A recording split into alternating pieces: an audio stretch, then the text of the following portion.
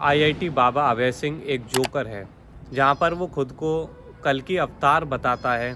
अच्छा, क्या है आईआईटी वाले बाबा? मैं आपकी शख्सियत से रूबरू होना भी चाहता हूँ और लोगों को कराना भी चाहता हूँ। कल की अच्छा, मेरा एक क्वेश्चन था कि मुझे ना आप में कल की दिख रहे हैं। वही तो निकाले है। अब मैं बाबा आपको बोलूं कि इंजीनियर मैं आपको बोलूं, मुझे खुद ही नहीं समझ में आ रहा है। कल की अवतार तो छोड़िए, वो एक सामान्य बुद्धिमान मनुष्य भी नहीं है। अभी मैं आपको बताऊंगा कैसे।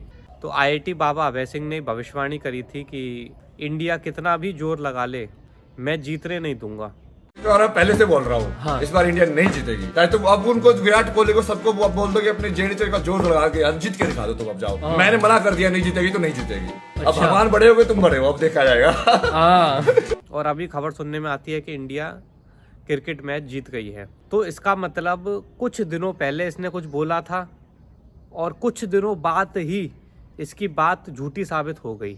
कोई व्यक्ति इससे पूछ भी लेगा ना ये बात कि आपने तो कुछ दिनों पहले ऐसा ऐसा बोला था, आपकी भविष्यवाणी तो झूठी सिद्ध हो गई, तो इसे शर्म भी नहीं आएगी। ये बस ही हंस देगा। ये जोकर है, इसकी बात यानी कि गधे की लात। और एक तरफ ही अपने आप को कल के अवतार बता रहा है, जहाँ पर जो अवतार होते हैं, अब आप जैसे कि हमारे भगवान कृष्ण को उठाइए। जो भगवान कृष्ण थे, जो अवतार थे, उनकी बात तो इतनी ज़्यादा क्रेडिबल मानी जाती है कि लोग आज तक उसकी क्रेडिबिलिटी पर क्वेश्चन नहीं करते हैं। यानी कि भगवान कृष्ण को हजारों साल हो चुके हैं और लोग आज तक उनकी क्रेडिबिलिटी पर, उन्होंने जो बोला था हजारों साल पहले, उसकी क्रेडिबिलिटी पर, उसकी सत्यता पर प्रश्न चिन्ह खड़ा करने की लोगों की हिम्मत आज तक नहीं है, हजारों सालों बाद तक। ये होते हैं अवतार, जो एक बार कुछ बोल दें तो हजारों सालों तक भी लोगों की हिम्मत नहीं होती है उनके द्वारा बोले गए वचनों की क्रेडिबिलिटी पर प्रश्न चिन्ह लगाने की। ये होते हैं अवतार। तो इससे ही समझ में आता है कि आईआईटी बाबा अभय सिंह को कोई फर्क नहीं पड़ता है, ये कुछ भी मुंह से बोल देता है। मुझे तो लगता नहीं है थोड़ा बहुत भी रेस्पॉन्सिबल फील करता होगा कुछ भी बोलने से पहले। तो इस पूरे प्रकरण से ये तो समझ में आता है कि आईआईटी बाबा अभय सिंह कुछ भी बोल देता है, इसके बात की कोई वैल्यू नहीं है।